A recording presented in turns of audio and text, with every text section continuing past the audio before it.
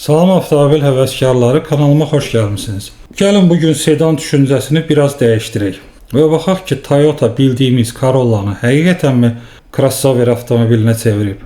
Amma əvvəlcə sizdən bir xahişim var. Videonu bəyənin, abunə olun və zəng işarəsini açın ki, videoları qaçırmayasınız və gələcək avtomobil analizlərində siz də bizimlə olasınız. Gəlin başlayaq. 2026-cı il Corolla Cross. Bu maşın adi Corolla'nın sevdiyimiz bütün çizgilərini götürür və onu bir crossover olaraq daha da yüksəldir.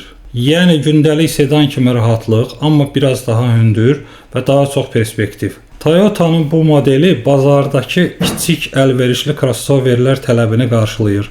O bir qədər daha kiçikdir, daha ucuzdur və yanacağa qənaət baxımından daha əlverişlidir və hələ də Toyota ruhunu daşıyır. Azərbaycanda yeni 2026 Corolla Cross modelinin qiyməti təqribən 55.000-60.000 AZN civarında gözlənilir. Beləliklə bu model əlverişli crossover kateqoriyasında ciddi namizəddir. Kapotun altında 2 litrlik 4 silindrli mühərrik bizə təklif olunur, hansı ki gücü, dayanıqlığı, yəni dözümlülüyü ilə tanınır. İstəyə görə avtomatik transmissiya, yəni avtomat korobka və ön çəkən versiyası var. Pis hava şəraitində isə 4 çəkən seçimi mövcuddur. Sürüş hissi o qədər də ürəkacan deyil, yəni raket kimi qalxmır, sürətli yerindən götürmür, amma gündəlik istifadə üçün tam yetərlidir, rahat, sakit və etibarlıdır. Salona keçdikdə tanış Corolla dizaynını görürük.